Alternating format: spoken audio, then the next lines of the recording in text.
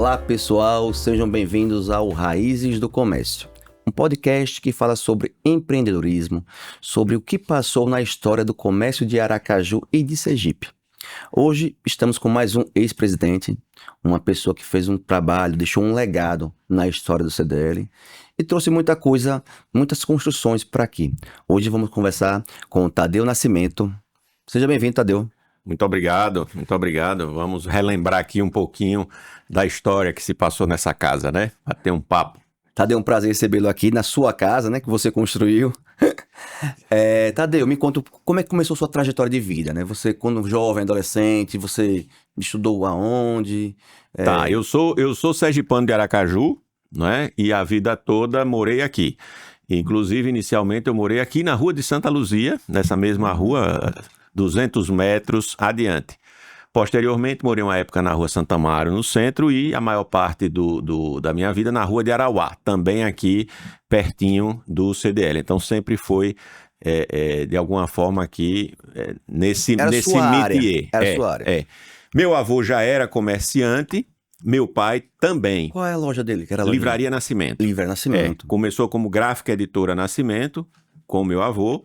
Depois se transformou em Livraria Nascimento, e aí meu pai adquiriu a loja e foi o sócio, foi onde eu iniciei minha vida, digamos assim, profissional, onde eu aprendi a trabalhar com meu pai na loja. Nós íamos para lá todos os sábados. Naquela época, dia de sábado, no calçadão, era uma efervescência muito grande, né? Não tinha compras na internet, nem nada disso, então o dia de sábado a turma tirava realmente para fazer suas compras, aquele pessoal que tinha mais dificuldade por conta de horários, etc e tal. E nós estávamos sempre lá, eu e meus irmãos. Então foi, digamos assim, a nossa formação foi lá com ele, aí nessa pegada de trabalhar principalmente aos sábados. E nas férias ficávamos sempre lá, principalmente no período pré-escolar, que era o grande período de movimento da loja. Sim, eu lembro que no passado, né, eu costumo sempre falar sobre o passado para a gente tentar fazer uma comparação. No passado, o funcionalismo público ele não tinha tanta flexibilidade, não podia sair. Hoje é mais fácil, o pessoal tem ponto eletrônico, consegue fazer banco de horas. Então, por conta disso, os sábados sempre eram bem concorridos, né? Eu lembro com a loja do meu pai também, o sábado era uma loucura, todo mundo se desdobrava para poder atender os clientes. Exatamente. Dia de sábado era o grande dia do comércio nesse sentido. Não tinha também, ainda naquela época, essa coisa de movimento de internet, coisa que o vale, então as compras tinham que ser feitas realmente de forma presencial, pessoalmente. Então havia essa necessidade das pessoas se deslocarem, irem buscar os produtos, irem ver os produtos, e o dia de sábado era um dia muito oportuno para isso. Verdade. E na época não podia abrir nos domingos também, né? Então, na época, na verdade, no dia de sábado a gente já encerrava, era só meio expediente. Já não tinha mais. E o domingo não abria. Então, o dia de compra de quem trabalhava durante a semana era o sábado. Sim, tinha que ser necessariamente o sábado. E o estudo, como é que foi? Bom, eu estudei a vida toda no Colégio Salvador. Na época, o Colégio Salvador ficava aqui na Ivo do Prado, né? Na antiga Rua da Frente. E estudei lá. Fiz faculdade de engenharia, me formei em engenharia civil, sou engenheiro civil, e terminou sendo inclusive a carreira que eu abracei, né? Eu terminei derivando para isso, fiz concurso público para engenheiro, hoje eu sou concursado do Poder Judiciário como engenheiro. Então já tem aí quase já um bom tempo. Tem um bom tempo. Tem um bom tempo nessa lida. Mas você conseguiu conciliar o trabalho da livraria junto com a engenharia ou teve que... Não, inicialmente as coisas eram conjuntas, né? Eu trabalhava na loja e no hotel do meu pai, trabalhava com ele e fazia as minhas obras. Eu fiz algumas casas para vender antes de... digamos assim, o meu espírito empreendedor foi nessa coisa de construir, comprava o terreno, construía a casa, vendia. E depois aí que eu fiz o concurso, que eu fui realmente trabalhar diretamente e deixei a parte comercial. Mas durante bom tempo eu estive com meu pai no comércio, foi quando eu tive, inclusive... Seu pai teve um hotel também? Também. Ainda tem hotel, inclusive, na Orla de Atalaia. Na Atalaia, né? O meu pai foi presidente aqui da casa e anos depois calhou de eu também vir a ser presidente, passei 2 anos como presidente, já tem muito tempo, né? Foi 91 a 93, 91. época em que eu fui presidente aqui do CDL. Nessa época, inclusive, terminei construindo o prédio que nós estamos aqui nesse momento. Esse prédio aqui foi construído em 2 etapas, não sei se você sabia disso. A primeira etapa foi a etapa foi a etapa que eu construí e posteriormente foi ampliado, tendo hoje esse prédio aqui à disposição. Esse maravilhoso prédio, né? Um prédio muito bem construído. Não é porque eu tô na sua frente. Foi um engenheiro daqui da obra? Não. Eu na verdade fui o gestor da obra, né? Porque assim, apesar de ser engenheiro, mas assim, na vida profissional a gente divide as coisas. Naquele momento eu era o presidente do CDL, então eu era o gestor. E você bem sabe como é a atribuição de um presidente. A gente tinha que estar de olho no caixa. Exatamente. Né? Claro que a experiência como engenheiro facilita, porque a gente olhava e acompanhava a obra, sim, e acompanhava a obra com olhos não apenas do gestor, mas os olhos, sim, os olhos de engenheiro. Técnico, mas né? tinha uma equipe elevando propriamente, tomando conta da obra propriamente. A gente está fazendo reforma aqui, né? A gente está algumas modificações, modificamos o prédio, estamos melhorando a estrutura, vamos ter um auditório todo completamente reformado, que o auditório já é muito bom, né? E nessas obras a gente percebeu que a estrutura é uma estrutura muito, muito, muito bem feita, uma estrutura de quem realmente queria fazer um prédio para 100 anos, né? Então, parabéns aí pelo trabalho, foi muito bem feito mesmo. Estou falando porque eu estou passando aqui. Obrigado. É bom a gente deixar esses legados, como você vai estar deixando também.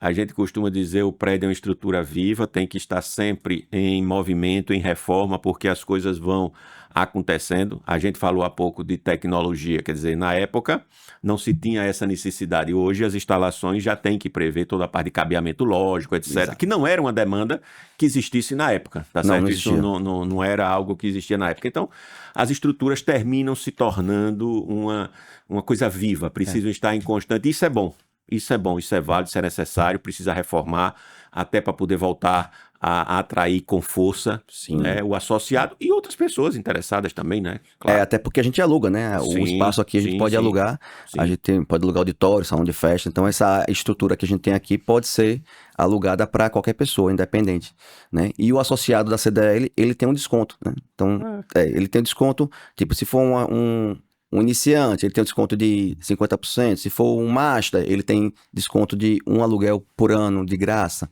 Então, tudo isso faz com que a gente movimente e também traga benefício para o associado. E quem não for associado, pode vir aqui alugar. Claro, isso é que interessante. É um ótimo auditório, bem localizado. Exatamente. Vai ficar já com som, com elevador. Na época, não previa elevador na época, né? Não tinha essa necessidade, assim.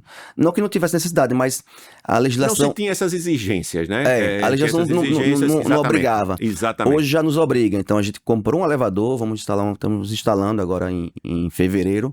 Então, vai estar tudo no padrão, para que quem alugar possa vir aqui usufruir da infra que você começou.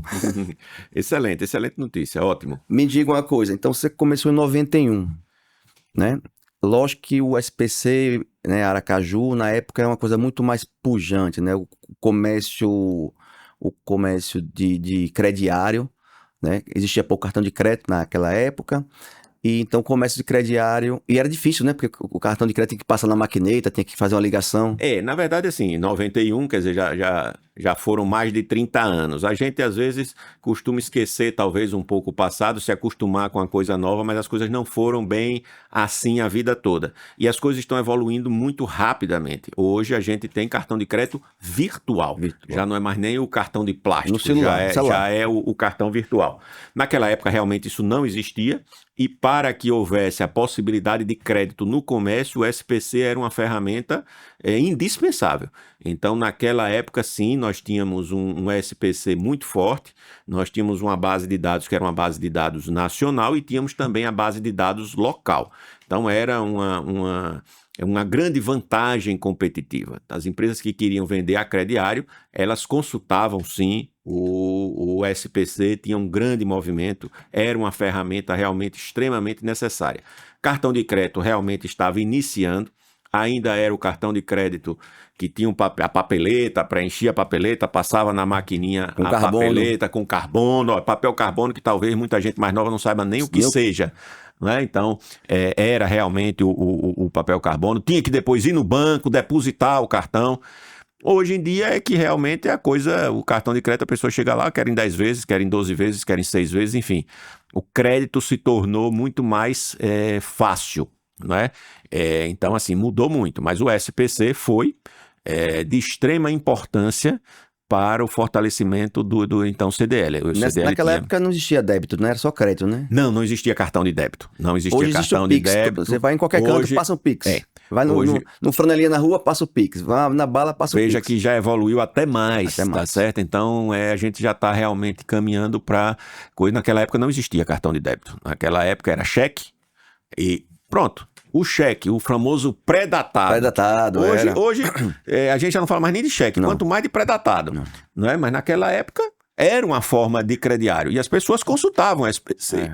Vai compra, mas consulta lá o crédito do cidadão para poder... dividir para 6 vezes. Aí vinha 6 chequezinhos pré-datados. Eu lembro vagamente, né? Porque não é muito de minha época... Né, Fábio? Eu lembro vagamente, que não é muito de minha época, mas eu lembro que existiam as maquinazinhas de preencher cheque, né? Que às vezes comprava muito, aí você botava o valor lá e ela... Sim, já foi uma evolução para facilitar, né, a velocidade. Vou comprar para 10 vezes, aí tem que preencher 10 cheques, aí você colocava na maquinetazinha. Sim, uma impressorazinha pequenininha, você digitava o valor, botava lá. A quantidade de parcelas ele já ia alterando. E você, lembrando assim, existia, interessante, um bloquinho que a gente tinha, Bom para, porque a gente pegava o papelzinho, grampeava no cheque, bom para, né?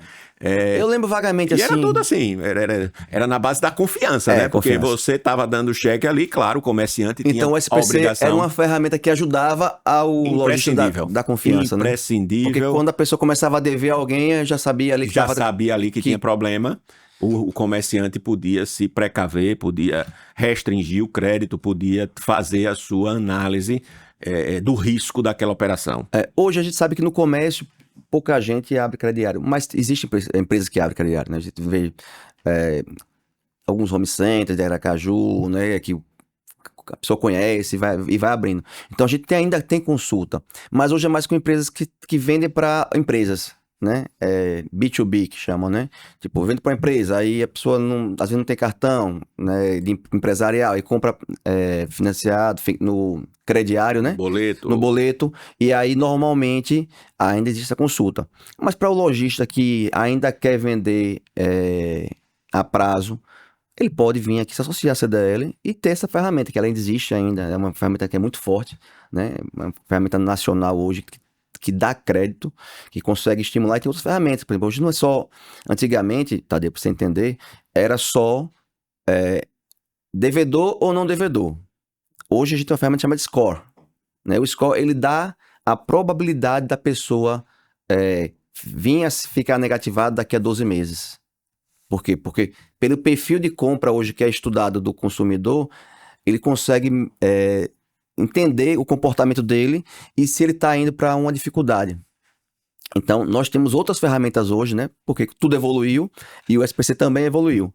Então, aproveitar para convidar você que está interessado, vir nos procurar no 3212-7700 para a gente poder passar mais informações. Voltando aqui para Tadeu. Tadeu, me conte aqui a história do seu pai um pouco, né? Seu pai entrou na CDL e deixou também um legado. Meu pai... O que é que você lembra desse tempo aí?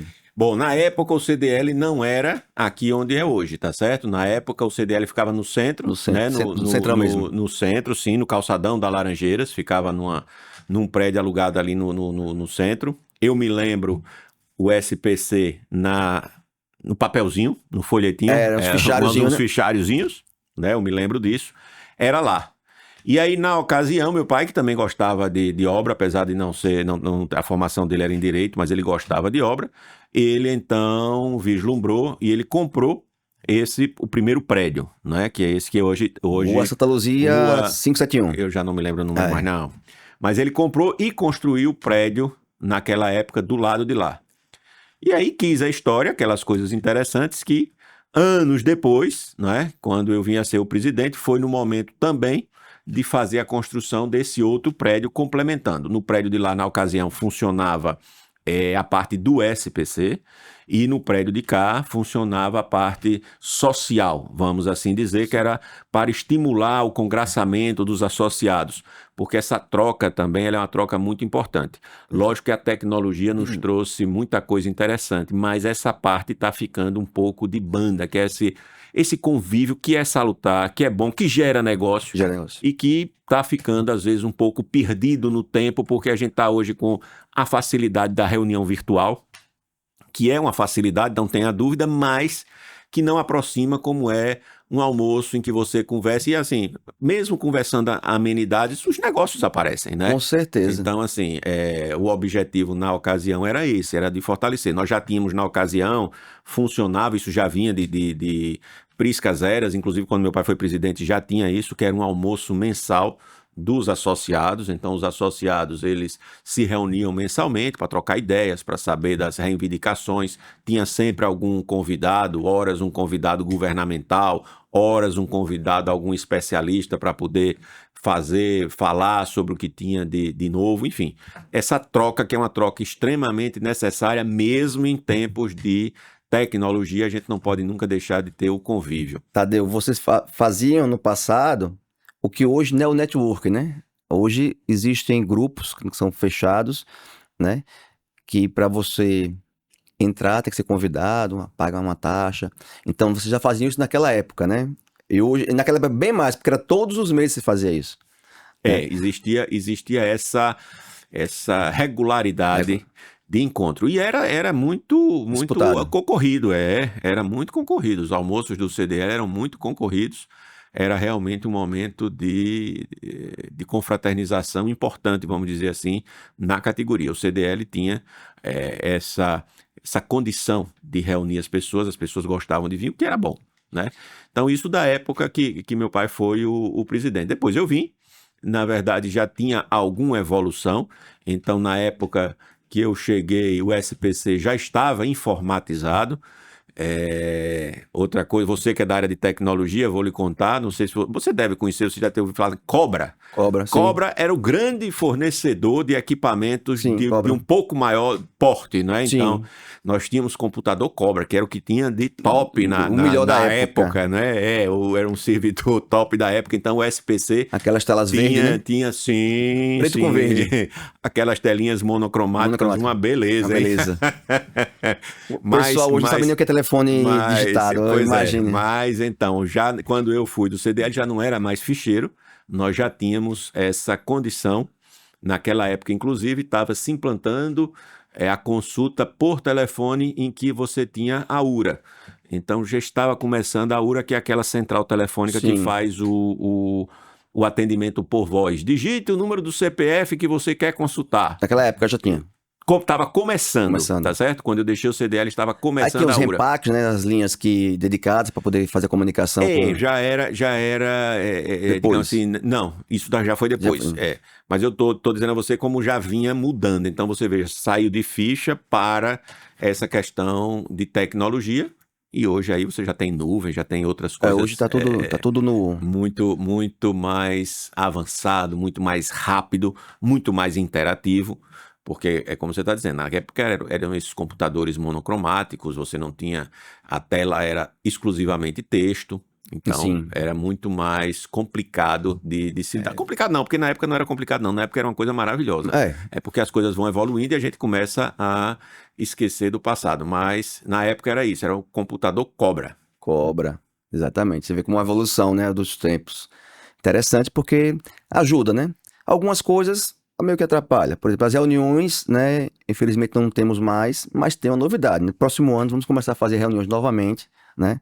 É um desejo nosso de poder estar construindo esse network novamente, né? Fazem com que as pessoas interajam, as pessoas conversem, não só por WhatsApp, né? Tenha um momento ali de uma conversa mais descontraída. Através de um almoço, como foi no passado, trazendo pessoas importantes, pessoas que possam agregar, né? A gente está querendo já na próxima, agora em fevereiro ou março, ter nossa primeira que vai ser o pós-NRF. A NRF, para quem não sabe o que é uma feira, a maior feira de varejo do mundo, que é feito em Nova York todos os anos, na segundo domingo de janeiro. E é uma feira, tipo, absurda. A tendência dos próximo ano vai estar lá, que aqui no Brasil vai demorar uns 3 ou 4, né? Tem um delayzinho aí. Talvez menos, porque hoje está muito mais interligado.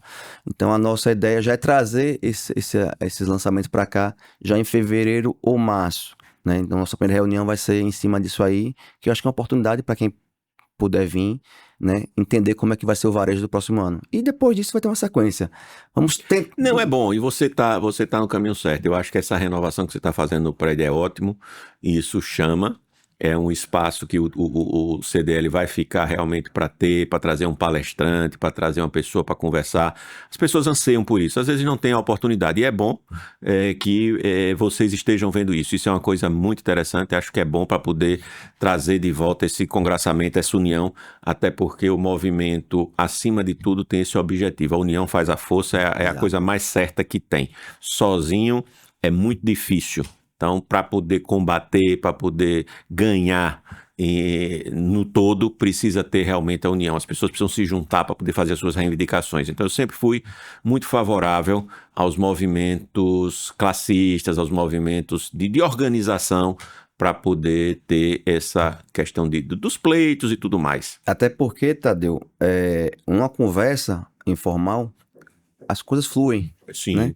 Numa conversa de WhatsApp, você só tem uma pergunta e uma resposta, uma pergunta e uma resposta. Sim, não. E aqui objetivo, a gente vai conversando, vai descontraindo. É verdade. Como novelo, você vai puxando e as coisas vão saindo, vai sendo dito e vai sendo visto, né? Vamos estabelecer, vamos restaurar isso aí, vamos trazer de volta isso que é muito importante hoje ainda, né? Não podemos desprezar, vamos dizer assim. Me conte mais. Aí você saiu da CDL... Na verdade, assim, na época da CDL, nós também... Já era concursado, não? Não. Naquela época eu não era concursado, não. Aí, puxando cá para a minha vida privada, digamos voltando. Assim, quando eu estava aqui, não era concursado ainda. Depois, voltei para o comércio. Gama foi eleito prefeito logo depois, e aí no final eu fui presidente aqui em 91, 93, em 96, novembro de 96, Gama me convida para ser secretário municipal. Fiquei com ele até o final da gestão. Secretário de... Eu fui secretário naquela época era Recursos Humanos e Previdência, a secretaria que... era essa a denominação. A parte de RH, né? A parte de RH, a Secretaria de Administração talvez seja o nome hoje, não sei ao certo. Mas seria essa parte de RH. Concluído isso, o desembargador Antônio Góes assume a presidência do TJ e me convida para ser o secretário de Administração do TJ. Eu fui ser o secretário de Administração do TJ. E realmente me encantei, digamos assim, me encontrei com o poder judiciário. Bom. E aí fiquei com ele os 2 anos, depois eu fui ser o diretor-geral do TRE com o doutor Artêmio. Nessa época eu fiz o concurso público, e aí logrei êxito no concurso público. E as coisas funcionaram como um relógio.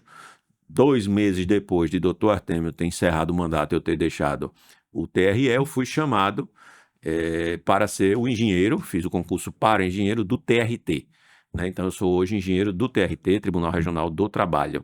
Então, através de concurso público. Estabilidade. No cargo de engenheiro. Artêmio Barreto, que é sua marinho, também como eu, né? Amigo da Marinha. Amigo da Marinha, sou também amigo da Marinha.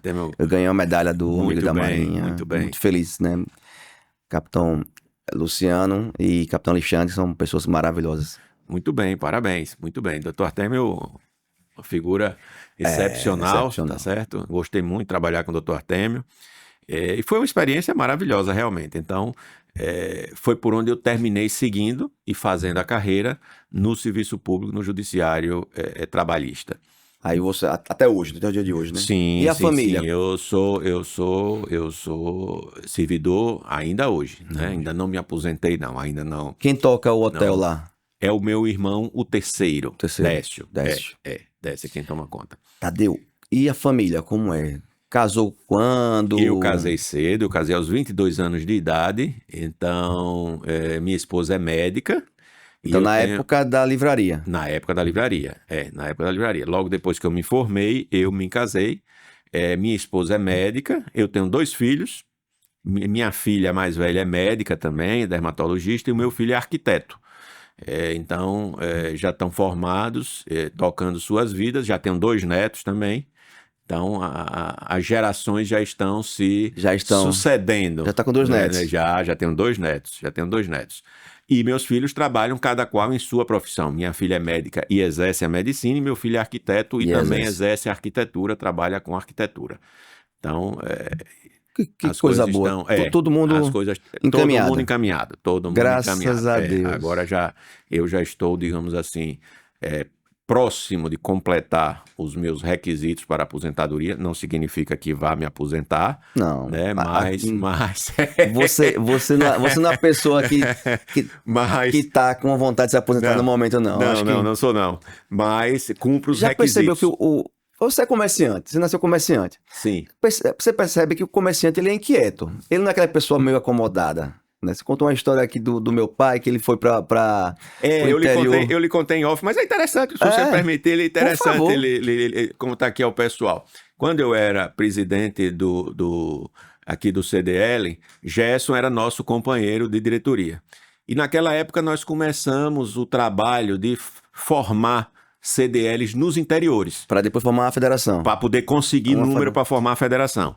E aí já tínhamos lá em Itabaiana, Edivaldo, né, que é o era Edivaldo na época. Que é nosso presidente da federação hoje. Que foi ele quem fundou o CDL de lá, sempre foi um baluarte do movimento.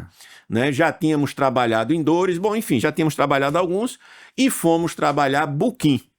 Né? Fomos a Buquim. E aí, como era na época, alugamos uma Topic, né? A turma toda, as coisas boas da reunião e tal, até a folia, né? Alugamos a Topic e fomos lá para Buquim. Chegando lá em Buquim, estávamos com fome, já de noite. E o que é que nós vamos comer? Tinha um cidadão com um carrinho de cachorro-quente, aqueles cachorro-quente Isso em 91, 92. 92, por aí assim. Aqueles carrinho de cachorro-quente e tal, que não sei se a turma se recorda, como se fosse um carrinho de pipoca, né? A chapa, a salsicha do lado e o molhinho aqui. E um negócio meio sem gosto e tal. Aí Gerson chega, afasta o dono do carrinho e diz: rapaz, não é assim não. Peraí, me deixa aqui que eu vou temperar esse negócio. Pegou a salsicha, pegou lá o tomate, a cebola, bruco, e aí fez os cachorro-quente pra gente, o cara só olhando. Claro que nós pagamos pelo cachorro-quente, mas pra você ver como era a folia. Quem cozinhou foi seu pai. Quem fez o cachorro-quente. E começou a vender lá pra todo mundo. Foi Gerson, sim. O cheiro chama, né? Chama, né? Então, de repente, o carinha tava lá esperando que as pessoas chegassem e, na verdade, ele tava esquecendo que ele é que precisava, de alguma forma, chamar, e o chamamento foi o cheiro, o sabor do tempero que foi. Mas é uma história interessante, tá certo? Muito interessante você... Já roda de algum tempo, mas você veja que é um fato interessante. O comerciante nunca fica quieto. Não, e você veja que coisa interessante. Gerson, naquela época, você estava falando do meu pai, eu estou falando agora do seu pai. Você veja que já na época ele também participava do movimento conosco, e hoje você está aqui. Então as coisas se sucedem. Isso é interessante, isso é bacana. E aí, se você for olhar, eu aqui estou vislumbrando o quadro ex-presidente, aí você está vendo ali, Max, Zé Barreto foi presidente, Gilcinho, seu Gilson foi presidente, Carlos Alberto, Carlos Lira foi presidente, tá certo? Então, Breno, o pai foi, Walter Barreto Góes foi também presidente. Então você veja que há uma sucessão, tá certo? Há essa coisa que permeia. Então, isso é interessante. E é interessante também que nós estamos numa cidade que todo mundo se conhece. Então, de repente, eu acho que você nem sabia que eu tinha convivido com seu pai lá atrás, repare. Veja como... A cidade pequena. Como é interessante esse tipo de coisa. Meu pai não foi presidente, foi convidado. Não sei se foi por Max ou por Gilson, mas foi convidado e ele não quis. Ele achou que ele nos bastidores ele era melhor, ele não gostava muito de ficar. Ele gostava de fazer folia. Essas coisas têm o perfil. O que não tira o mérito de ninguém. Porque, veja, sempre foi uma coisa interessante que tinha aqui no CDL, essa união. Você tem o presidente, porque você tem uma figura que representa, que assina, mas as coisas sempre fluíram porque fluíam em grupamentos, tá certo? Até porque era um clube antes, né? Antes a denominação era Era um Clube clube. de Diretores Era Lojistas. uma reunião de lojistas que montavam um clube. Na época que o presidente era Gerson Gabrielli, era o presidente da CNDL, é que houve essa mudança de clube para Câmara. Entendi. Tá certo? Para poder dar um cunho mais formal, vamos dizer Mais assim, não ser apenas o social. Porque o clube, quando foi formado, tinha mais esse cunho de uma reunião de empresários. Social, uma reunião de empresários. E a coisa aí ganhou um vulto que passou a ter uma importância política, uma importância de discutir regras tributárias, regras de empreendedorismo, tanto que hoje você participa de algumas entidades fruto da sua presidência. Então, eu acho que você deve ser do Sebrae, enfim, outros órgãos que fazem parte disso, e a Câmara, a CDL, como uma entidade que congrega empreendedores, passa também a opinar. Exato, exato. Nós temos algumas cadeiras na prefeitura, né, da Fundat, que é do emprego, nós temos do meio ambiente, do IPTU, né, tem na Barra dos Coqueiros também, São Cristóvão. Então nós temos algumas cadeiras que nós temos uma voz, né? Existem os conselhos, e nesse conselho a gente pode opinar, pode ter um voto no conselho. Então isso é muito importante porque você tem a possibilidade de você trazer o seu ponto de vista e discutir de maneira construtiva e opinar, tentar encontrar meios termos, né? Sim. Buscar uma solução que seja viável para todos os lados. E isso é um papel da CDL também aqui como instituição. É muito, muito bacana. Só que demanda tempo. Sim, com certeza, com certeza. Aqui, querendo ou não, é um sacerdócio, porque não é remunerado. Exato. E lhe tira de suas atividades privadas. Então, querendo ou não, é uma dedicação. É algo que você tem que fazer porque gosta, porque entende que é importante, porque acredita. Você se afasta da família também um pouco, né? Também. Tem muito almoço. Tem muita obrigação a ser cumprida, né? A liturgia do cargo assim exige, e sim, você termina tendo esse comprometimento de seu tempo privado, com isso. Que eu acredito que seja o maior ativo que o homem possa ter hoje é o tempo, né? Porque a tecnologia que veio para ajudar, ao mesmo tempo, tá consumindo o tempo de todo mundo, em todo horário. De forma muito intensa, né? Intensa. E você tem razão. Assim, essa coisa de você, com o celular, você pode fazer reunião em qualquer lugar, em qualquer hora. Mas também isso não para. É bom, por outro lado, traz... Não para. Por outro lado, traz essa coisa que você precisa se policiar para não entrar na roda viva. Não para, né? Já acorda de manhã, já olha pro celular, tem 30 mensagens, começa a responder, e aí não para, e aí é o dia todo. Mas é isso mesmo. Tadeu, me conta uma coisa. Você acha que, mesmo com a internet, com a compra online, o que é que pode ser feito para a gente tentar trazer... Isso é uma pergunta complicada, complexa. Até por conta da distância do comércio que você tem hoje, por conta das suas atividades.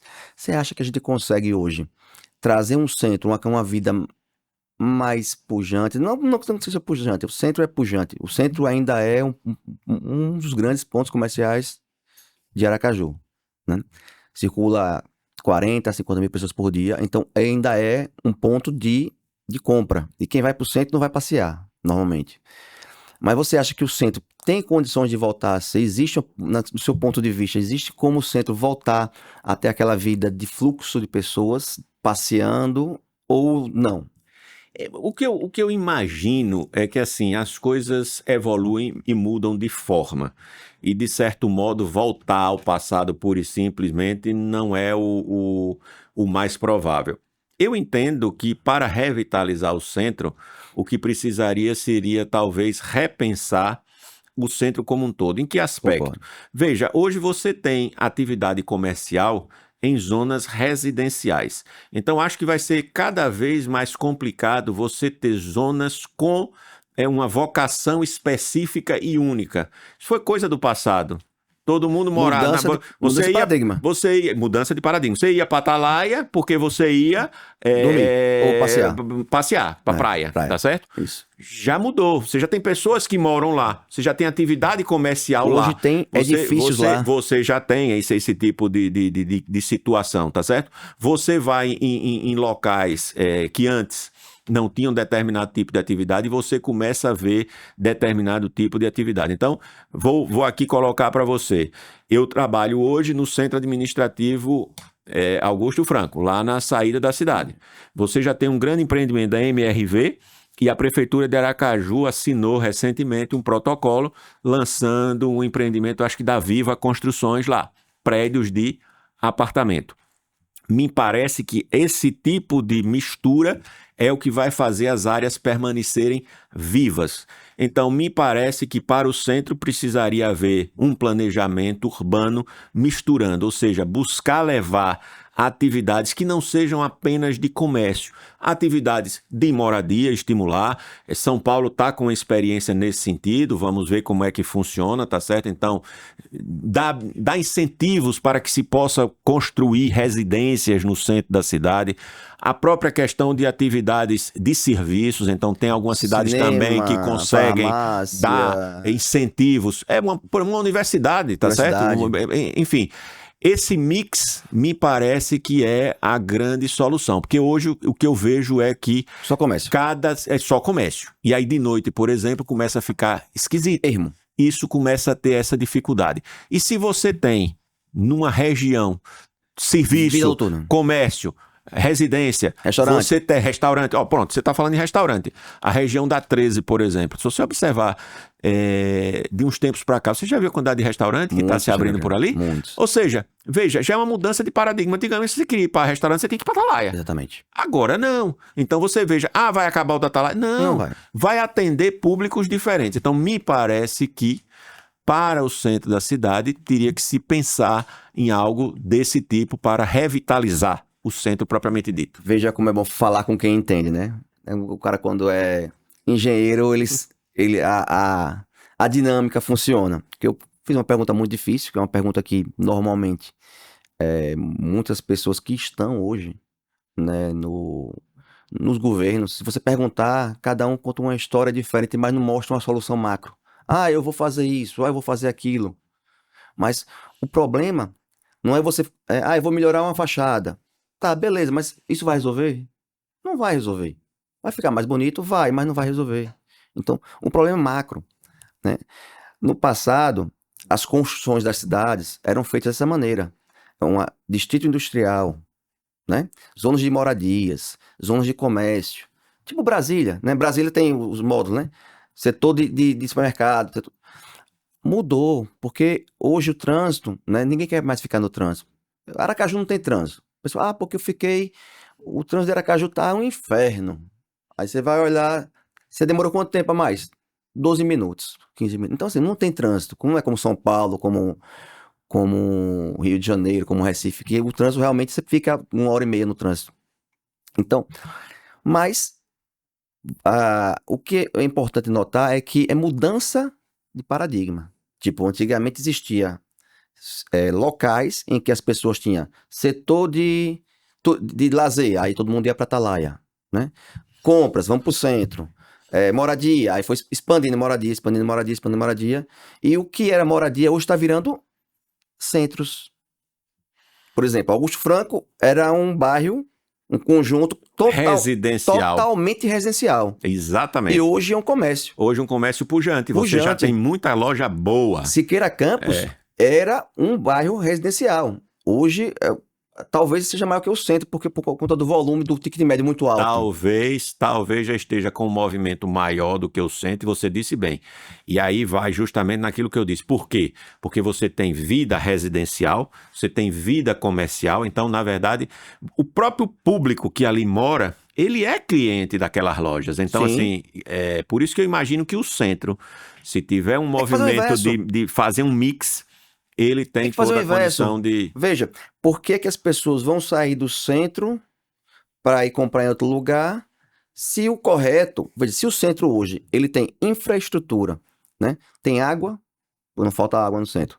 Tem esgotamento, poucos lugares de Aracaju... Não, já tem muitos lugares em Aracaju, mas tem esgotamento. Tem internet, tem energia. A energia... Raramente falta energia lá, porque a infraestrutura de energia vem de vários pontos, então raramente falta energia no centro. Então, tem tudo isso. O que falta? Fazer o inverso, né? Teve uma construtora que comprou a Cimavel. vai montar um residencial lá de apartamentos, vai começar a vir. Então, falta ao poder público entender que é fazer o inverso. Você não vai precisar construir infraestrutura em outro lugar. Basta você dar condição do que já tem infraestrutura ser misto, né? Vamos pegar um cinema. O shopping não concede o cinema para uma empresa grande. Por quê? Porque o cinema atrai. Então, vamos pegar um local que a gente consiga fazer um cinema. Vamos dar essa infraestrutura para a pessoa, fazer uma PPP.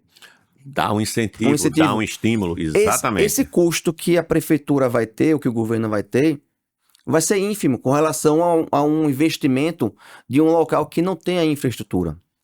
Lógico que a cidade precisa crescer, mas a gente pode crescer aonde ela já está, que é o movimento que hoje São Paulo faz, é o inverso. Em vez de eu ir para as extremidades da cidade, eu vou focar no centro, vou dar um incentivo, não vou nem tirar dinheiro do bolso. Eu vou dar incentivo num prédio lá que não paga IPTU há 10 anos, porque não funciona. Então, a pessoa não paga IPTU é mais caro, mas não funciona. Então, vou dar incentivo para ela construir ali e fazer com que essa região que já tem infraestrutura, ela seja povoada, não só durante das 8 às 16, às 18, mas durante todo dia. Todo dia, final de semana, inclusive. Exatamente. É o que eu penso, tá entendendo? É o que eu penso. Eu acho que realmente, assim, a gente não pode ficar só pautado em modelos antigos. A gente tem que procurar evoluir, porque as coisas evoluem. Não tem jeito, as coisas evoluem, as necessidades são outras e a gente tem que fazer essas adaptações. Então, minha visão sobre o centro seria essa. Eu acho que teríamos que repensar de uma forma mais ampla do ponto de vista urbanístico realmente para tentar fazer com que o centro não revitalizar, não envelheça de forma a decair total. Não só revitalizar com relação à obra, mas na cabeça. Sim, né? sim. É buscar... Essa notícia que você deu é excelente. Quer dizer, veja, um residencial surgindo ali na João Ribeiro. Veja que coisa maravilhosa. Você já pensou se você não tiver apenas uma iniciativa dessa, se você tiver 4, 5 iniciativas dessa, que coisa maravilhosa? Então, existem prédios hoje lá que tem alguns residenciais, mas muito poucos, e são muito velhos, né? Reformar aquilo, fazer com que uma universidade mesmo, a Hotel Palace, é uma universidade ali, né? Aquele outro prédio vizinho do palácio onde foi o presídio. Então, existem prédios ali que possam ser do INSS, um prédio que está parado ali na Carlos Firplen, na frente da casa do Fio. Sim. Né? Sim. Então são prédios grandes. O prédio todo é verdade, você tem razão, é emblemático. Você já pensou transformar aquilo ali num residencial? Coisa maravilhosa, não é melhor do que estar com o prédio ali perto da estrutura? Como seria esse residencial? Vou esticar a linha. Um residencial vamos supor, primeiro e segundo andar de garagem, do terceiro em diante residencial, embaixo comercial, restaurante, bar, Camboriú tem um apartamento lá de milhões, mas embaixo ele é um restaurante, ele é uma academia, porque a pessoa desce, ele já tem uma infra próximo. Como a 3 de julho, quem mora na 3 de julho hoje, ele desce ali, aí tem uma loja, tem uma padaria, tem um restaurante. Eu acho que esse mix de atividades, ele é extremamente proveitoso. Você estimula a permanência da pessoa, você estimula a atividade empresarial, então, e você diminui um custo do Estado, que é o custo com transporte, porque o Estado não precisa estar investindo em transporte, você diminui o custo com o deslocamento das pessoas, então a qualidade de vida melhora. O trânsito. Quem puder, o trânsito melhora. Então, eu acho que é uma solução. Claro que não é simples, porque nada é simples, mas tem que se começar a projetar... Projeto macro. Sim, né? Tem que se projetar para alguns anos para frente. Eu tenho que fazer um projeto aqui para 15 anos, e aí eu começo hoje a fazer aqui, vou fazer isso, e aí o planejamento vai fluindo. E o próximo que for o prefeito ou o governador tem que entender que isso tem que continuar, porque existe um projeto, né? Não é um sonho, faz uma comissão. Faz uma comissão. Chama o pessoal da CDL, da SES, chama o pessoal de restaurante, chama o pessoal dos ambulantes, chama todo mundo. E vamos traçar um projeto que não seja nem meu, nem do prefeito, nem do governador, nem de ninguém. Seja um projeto para a cidade. Não, é como você falou há pouco, não precisa nem talvez o investimento do Estado, Não. precisa do Estado o incentivo. Exatamente. Ó, quem construir aqui tem isenção de IPTU por tantos anos, quem fizer isso aqui não precisa pagar as taxas de licença, não sei o quê. Uma obra, você sabe disso, vai construir, a quantidade de taxas que você paga Exato. de licenciamento, agora se você for construir uma obra nova num tal lugar, você está isento de taxa. Veja, É desconexo. é uma coisa que pode ser pensada, né? E vou contar uma história que talvez você não saiba. Existe um banco, BRICS, né? Que é um banco... Não é do Brasil, não é do Brasil, né? É Rússia, Índia, China, É.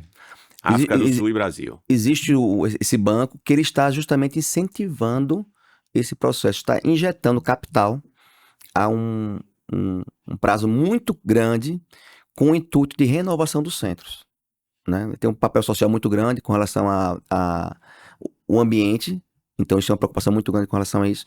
Esse dinheiro existe, é só fazer um projeto, dar a entrada, que o dinheiro está lá para poder financiar. Então, o município consegue se capitalizar com recursos e fazendo parcerias, ele não vai perder esse dinheiro. Tipo, eu vou conceder isso aqui, mas o banco vai subsidiar. Ou seja, o município não vai perder nada. Interessante. Fica a dica aí, né? Fica a dica. Fica a dica aí. Fica a dica aí para quem quiser construir um Aracaju bacana. Diferente, exatamente. Né? Fazer o que Gama fez, né? Gama, apesar do pouco tempo que ele ficou, ele fez uma coisa muito boa, né? Ele reformou o centro, reformou o mercado. Sim, né? Aquela obra do mercado. Conseguiu regularizar os ambulantes, deixou a cidade limpa. Né? Foi um trabalho que ele fez bacana no centro, né? Eu participei da obra do mercado. Participou? Participei. Me conta aí um pouquinho dessa obra, vá. Eu participei da obra junto com Chico Bendoc. Chico Bendoc? Chico Bendoc. Eu fiz a arrumação dos ambulantes, né? Porque na ocasião nós tiramos os ambulantes que tinha ali na José do Prado Franco, na Florentino Menezes, que tinha ali Santa Rosa, e foram todos alocados na nova estrutura, um projeto do escritório de Ana Libório e Gândara Júnior. Então, eu fiz parte da comissão, nós fizemos o sorteio, fizemos a arrumação tínhamos um cadastro do pessoal que estava na rua e essas pessoas foram, então, alocadas ali no interior. Né? Fazíamos audiências públicas para fazer o sorteio das bancas, onde cada um iria se instalar. Né? Então, eu participei, tem uma participação minha nisso daí também. Tá vendo? Com planejamento, né? Sim. Com planejamento e metas, você consegue avançar. Com certeza. E hoje é um legado que vocês deixaram, né? Lá, hoje o mercado ainda é um dos principais pontos de turismo de Aracaju. Exatamente. E ficou, quer dizer, tá arrumadinho, tá com as pessoas, arrumado. Cada qual com o seu Eu ainda vou muito comprar lá. É o local mais barato de se comprar ainda em Aracaju, no mercado. É bacana. Eu costumo ir lá, eu gosto do mercado, eu gosto de ver gente, eu gosto de ver pessoas, eu gosto de lá, eu gosto do mercado. Eu fiz amizades lá. Muito bem, depois eu participei então lá. Agora me conta, já que você tocou nesse assunto do mercado, pra quem é mais novo, não conhecia, o mercado antes era um monte de... Era umas palafitas, né? Um monte de telhado um colado no outro, você pisava na lama. Literalmente, veja, para você ter uma ideia, quando foi fazer a demolição da Rua Santa Rosa, a demolição dos barracos que tinha na Rua Santa Rosa, a pá carregadeira não conseguiu avançar nos barracos de madeira.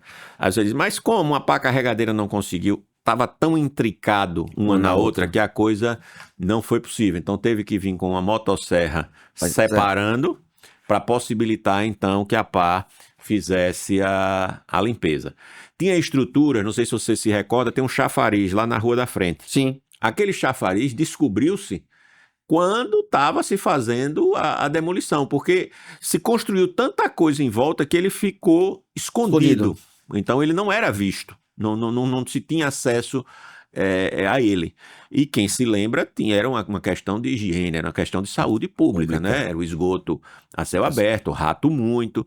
Então foi feito o projeto muito bem pensado, com tudo devidamente planejado, os locais, etc. e tal. E aí foi feito um cadastro dessas pessoas para que também as pessoas não ficassem na Rua da Amargura sem ter o seu sustento. Na verdade, elas saíram da rua e passaram aí para um local, digamos assim, decente. Então você tem o local dos vendedores de queijo, você tem o local dos vendedores de caranguejo, você tem o local de fruta, de Peixe, peixe, carne, a própria parte de artesanato. Então, artesanato. o mercado foi e ficou esse local que hoje é um local turístico. Então, hoje você não fica encabulado, você não fica envergonhado de levar um turista, uma pessoa que vem ali visitar, você não fica encabulado de vir lá, porque o local está realmente um local agradável. Muito agradável e muito bem visitado. E isso teve que ter primeiro, tem que ter uma vontade, né? Sim, sim. E depois Na época cha- foi desgastante, né? foi desgastante. Claro, não tenha dúvida. Toda vez que você vai medir, toda vez que você vai mexer com o status quo de alguém, nunca é uma mudança É fácil. um desconforto, né? Ainda que depois essa mudança possa ser vista como benéfica, o que é fato é que existe aquela reação natural das pessoas em mudar. Vencer a inércia é muito difícil. Isso serve para tudo, inclusive para a vida nossa profissional, para a vida nossa empresarial. As coisas acontecem numa rapidez muito grande na área de tecnologia. Às vezes a gente se acomoda e a gente não pode fazer isso, jamais, porque a gente tem que pensar que as mudanças vêm para melhor. A gente tem que buscar o que tem de melhor nas mudanças. Reagir a elas nem sempre é uma boa medida, não, né? Então, às Exato. vezes, o melhor é você se aliar a ela, buscar o que é que aquela mudança tem Somar. que pode exatamente, que pode somar. Então, me parece que é dessa forma, né? Parabéns pela coragem, né? Parabéns à Gama e a vocês por ter abraçado essa ideia.